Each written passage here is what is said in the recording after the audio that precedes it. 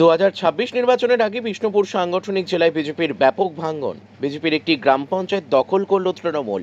দুটি গ্রাম পঞ্চায়েত থেকে 3 জন বিজেপি অঞ্চল সদস্য তৃণমূলে যোগদান করল।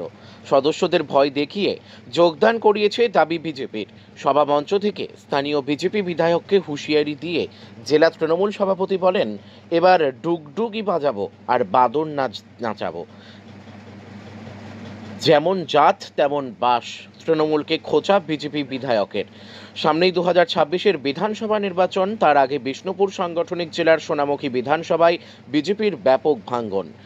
এদিন সোনামুখী শহরের রথতলায় তৃণমূলের যোগদান মেলায় 3 জন বিজেপি গ্রাম পঞ্চায়েত সদস্য তৃণমূলে যোগদান করল বিষ্ণুপুর সাংগঠনিক জেলা তৃণমূল কংগ্রেস সভাপতির হাত ধরে।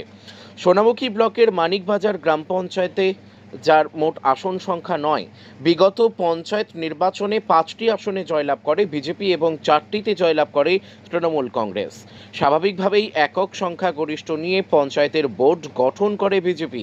তবে এবার মানিকবাজার গ্রাম পঞ্চায়েতের 170 নম্বর বুথের বিজেপি সদস্য শ্যামলী লোহার তৃণমূল কংগ্রেসে যোগদান করল। স্বাভাবিকভাবেই এখন পরিসংখ্যান হলো বিজেপির সদস্য সংখ্যা 4, তৃণমূলের সদস্য সংখ্যা 5।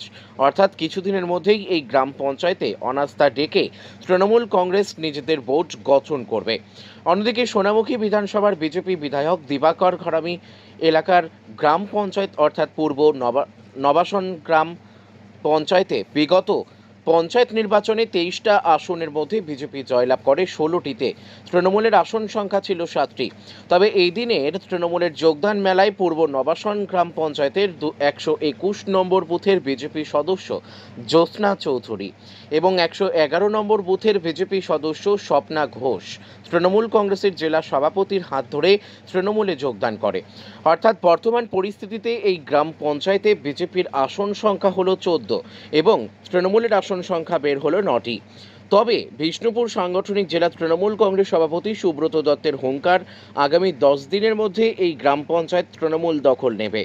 যোগদান নিয়ে সোনামুখী বিধানসভার বিজেপি বিধায়ক দিবাকর ঘরামি বলেন, বিজেপির সদস্যদের ভয় দেখিয়ে প্রেসার দিয়ে প্রশাসনকে কাজে লাগিয়ে যোগদান করিয়েছে। এই যোগদানে সাধারণ মানুষের মধ্যে কোনো প্রভাব পড়বে না, কারণ তৃণমূল কংগ্রেস ডুবন্ত জাহাজ। সভামঞ্চে বক্তব্য রাখতে গিয়ে বিষ্ণুপুর সাংগঠনিক জেলা তৃণমূল কংগ্রেস সভাপতি সুব্রত দত্ত স্থানীয় বিজেপি বিধায়ককে হুঁশিয়ারি দিয়ে বলেন, বিধায়ক 4.5 বছরে এলাকায় কোনো কাজ করেনি, এবার ডুগডুগি বাজাবো আর বাদরের নাচ নাচাবো, সময়ের অপেক্ষা করো। পাল্টা বিজেপি বিধায়ক দিবাকর ঘরামি তৃণমূলকে খোঁচা মেরে বলেন, তৃণমূলের যেমন ঝাড় তেমন বাস। সর্বোপরি বিজেপি ছেড়ে তৃণমূলে আসা অঞ্চল সদস্যদের দাবি, বিজেপিতে থেকে এলাকার কোনো উন্নয়ন করা সম্ভব হয়নি, তাই তারা তৃণমূল কংগ্রেসের উন্নয়ন যজ্ঞে সামিল হতে বিজেপি ছেড়ে তৃণমূল কংগ্রেসে যোগদান করেছে। তাই কোনো মানুষ সজ্ঞানে এই ডুবন্ত জাহাজে পা দেবে না, কারণ সবাই জানে 2026-এ তৃণমূল কংগ্রেসের বিদায় এটা শুধু সময়ের অপেক্ষা। তাই আমাদের অত্যন্ত গরিব সাধারণ খেটে খাওয়া পরিবার থেকে এসে এই ভারতীয় জনতা পার্টির সদস্যা হয়েছিলেন, তাদেরকে বিভিন্নভাবে প্রেসার দিয়ে, ভয় দিয়ে, প্রশাসনকে কাজে লাগিয়ে তারা যোগদান করিয়েছে। এই যোগদানে সাধারণ মানুষের মধ্যে কোনো প্রভাব পড়বে না। সাধারণ মানুষ জানে এই সময় কেউ তৃণমূলে যোগদান করবে না, কারণ তৃণমূল কংগ্রেস হচ্ছে ডুবন্ত জাহাজ। আর ওই মঞ্চ থেকে আমরা দেখলাম তৃণমূল কংগ্রেসের নেতৃবৃন্দ বিভিন্ন আজে বাজে ভাষায় সবাইকে আক্রমণ করছে, আমাকে, আমাদের সাংসদকে, সবাইকে। তো এই ব্যাপারে আমি বিশেষ কিছু বলতে চাই না, একটা কথাই বলবো, ওই তৃণমূলের যেমন ঝাড় তেমন বাস।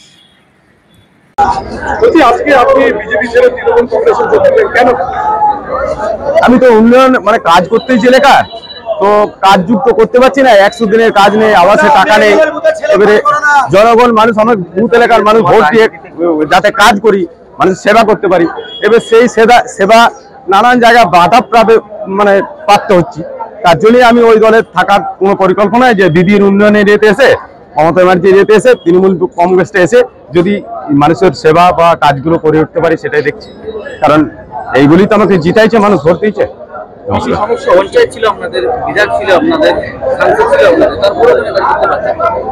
সে অনেক রকম অসুবিধা, কাজ তো হচ্ছে না, মুখেই তো কাজ হচ্ছে, এই হবে সেই হবে, কই কাজ কিছু হচ্ছে না। এবার মানুষ তো, এলাকার মানুষ তো আমার উপরে ইয়ে হয়ে যাচ্ছে, কি করতে ভোট দিয়ে জিতালে তাহলে সে তো পরিস্থিতি কি আছে? সাংসদ বা বিধায়ক তো জানিয়েছিলেন? জানিয়েছিলেন? স্বপন ঘোষ। স্বপন ঘোষ।